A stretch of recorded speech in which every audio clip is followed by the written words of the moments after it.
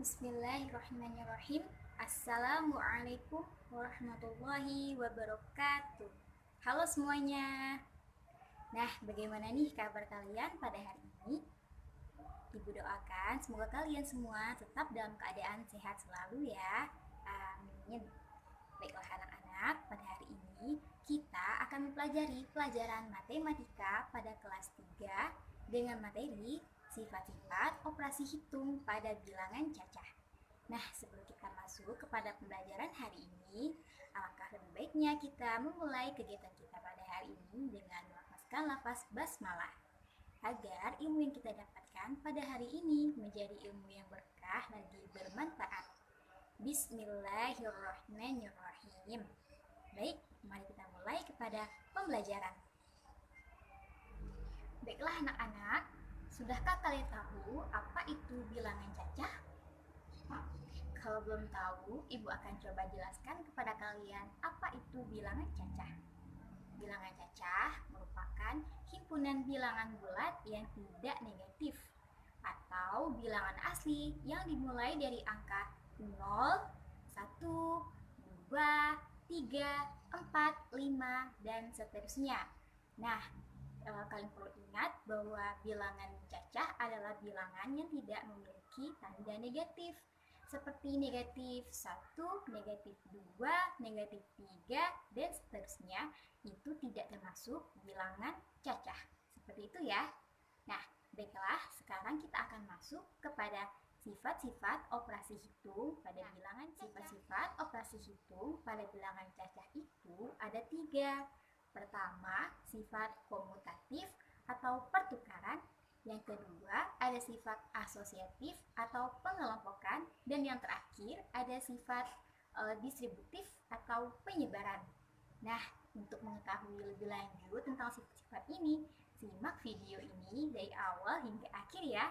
Karena pada akhir video ini, Ibu sudah mempersiapkan soal yang akan kalian kerjakan terkait dengan materi pada hari ini. Baiklah anak-anak, sekarang kita akan masuk kepada sifat yang pertama, yaitu sifat komutatif atau pertukaran pada penjumlahan. A ditambah B sama dengan B ditambah A. Nah, pada hari ini kita akan belajar dengan media yang sudah Ibu siapkan pada hari ini untuk mempermudah pemahaman kalian terhadap materi ini.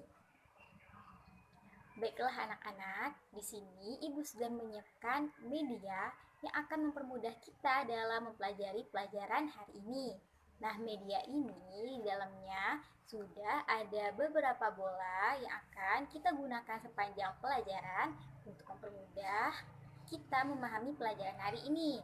Nah, anak-anak, kita akan mulai kepada sifat yang pertama, yaitu sifat komutatif atau pertukaran pada penjumlahan. A ditambah B sama dengan B ditambah A. Nah, Ibu akan jelaskan sambil memberikan kalian contoh pada media ini. Nah, di sini sudah ada beberapa bola yang di dalam kotak. Nah, Ibu akan pindahkan bola dalam kotak ini ke dalam keranjang.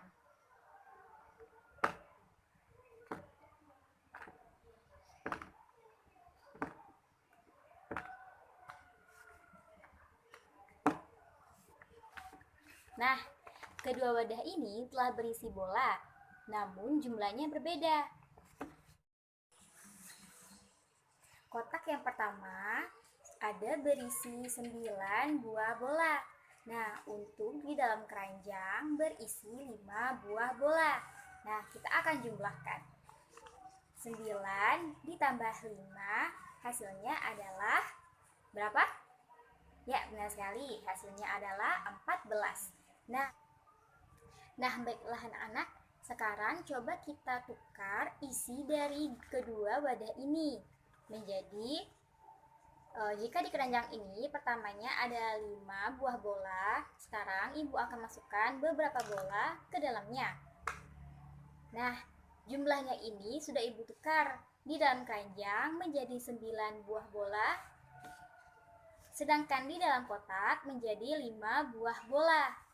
Nah, apabila kita jumlahkan dari kotak Dengan keranjang ini, hasilnya akan sama, yaitu 14, walaupun sudah ditukar isinya.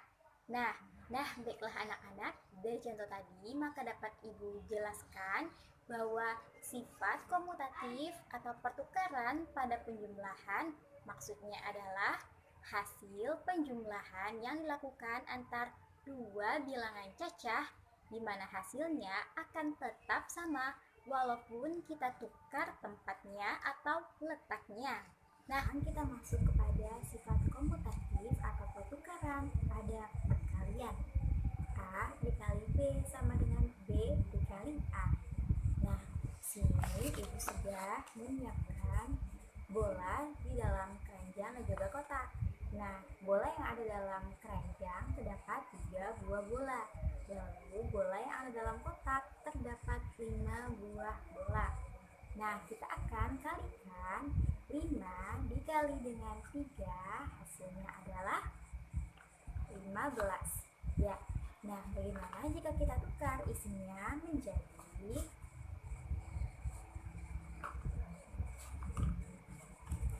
seperti ini.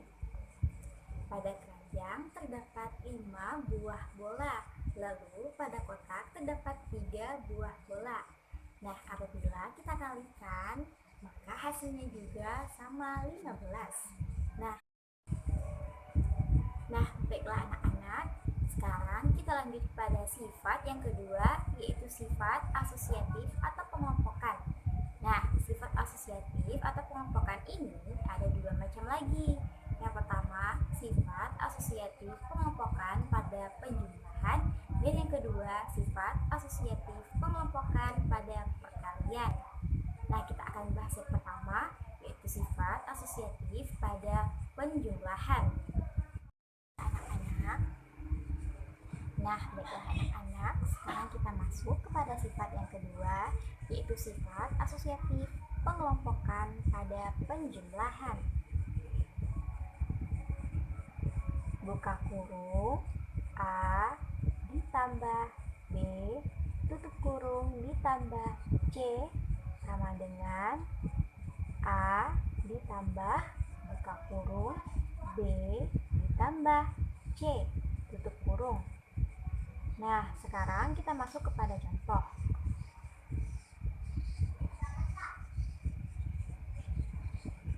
Buka kurung 3 ditambah 4 tutup kurung ditambah 5. Nah, kita jumlahkan terlebih dahulu yang di dalam kurung. 3 ditambah 4 adalah 7. 7 ditambah 5 adalah 12. Nah, sekarang bagaimana jika kita tukar tempatnya menjadi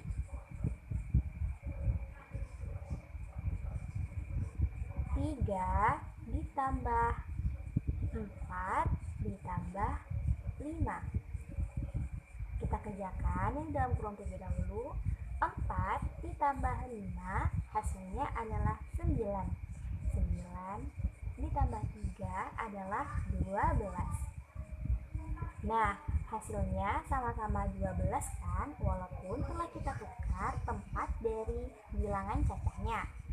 Nah, selanjutnya kita masuk kepada sifat asosiatif pengelompokan yang kedua, yaitu pada perkalian.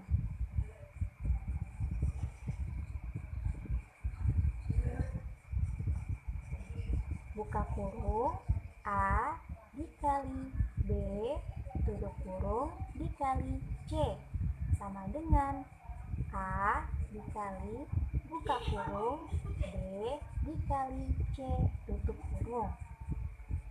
Contoh, buka kurung 2 dikali 4 tutup kurung dikali 3 sama dengan, nah sama seperti tadi kita kerjakan terlebih dahulu bilangan yang di dalam kurung. 2 dikali 4 hasilnya adalah 8.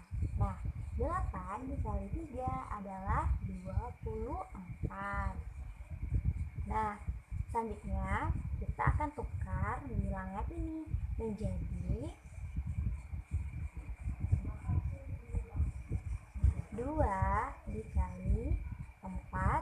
dikali 3 tutup kurung sama dengan kita kerjakan yang ada di dalam kurung terlebih dahulu. 4 dikali 3 adalah 12. 12 dikali 2 hasilnya adalah 24. Nah, hasilnya tetap sama ya kan, walaupun telah kita tukar bilangan cacahnya. Nah, anak-anak, sekarang kita masuk kepada sifat yang ketiga, yaitu sifat distributif atau penyebaran. Sifat distributif atau penyebaran ini ada dua. Yang pertama, perkalian terhadap penjumlahan, dan yang kedua, perkalian terhadap pengurangan. Nah, kita akan belajar yang pertama dulu ya, yaitu perkalian terhadap penjumlahan. A dikali buka kurung B ditambah C sama dengan buka kurung A dikali B tutup kurung ditambah buka kurung A dikali C tutup kurung. Nah, kita akan coba untuk mengerjakan soal ya. Nah, di sini ada contoh. 2 dikali 6 ditambah 3 tutup kurung sama dengan, kita kerjakan seperti ini saja ya. 2 dikali 6 tutup kurung ditambah 2 buka kurung 2 dikali 3 tutup kurung. Nah, kita jumlahkan terlebih dahulu. Maksudnya kita kalikan terlebih dahulu. 2 dikali dengan 6 hasilnya adalah 12. Ditambah, nah 2 dikali 3 hasilnya adalah 6. Nah, sekarang tinggal kita jumlahkan saja. 12 ditambah 6 hasilnya adalah 18. Kita selanjutnya masuk kepada yang kedua, yaitu perkalian terhadap pengurangan.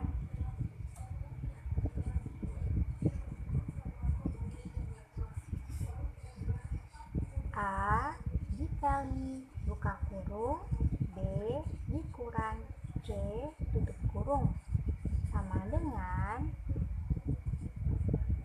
buka kurung A dikali B tutup kurung dikurang buka kurung A dikali C tutup kurung. Nah, sekarang kita masuk kepada contohnya.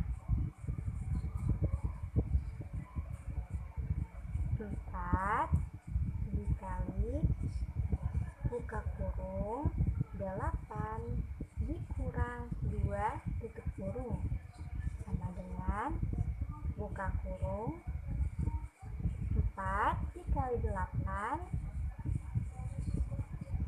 tutup kurung dikurang 4 dikali 2 buka kurung 4 dikali 2 tutup kurung sama dengan, nah kita kerjakan yang di dalam kurung yang di bagian sini dulu ya.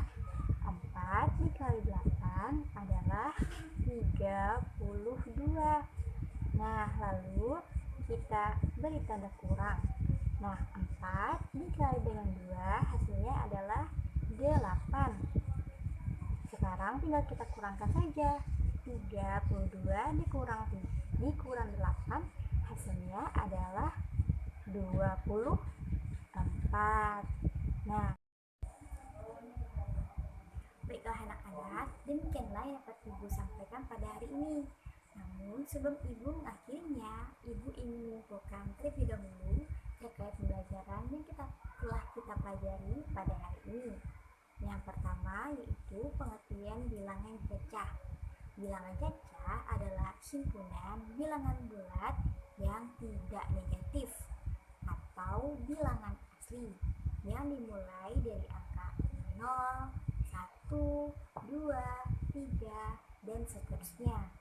Nah, yang kedua yaitu sifat-sifat operasi hitung pada bilangan cacah. Yang pertama ada sifat komutatif atau pertukaran. Nah, sifat komutatif atau pertukaran ini ada dua lagi. Yang pertama, sifat komutatif pertukaran pada penjumlahan. Nah, yang kedua, sifat komutatif atau pertukaran pada perkalian. Nah, kita masuk ke bagian yang kedua, yaitu sifat asosiatif atau pengelompokan.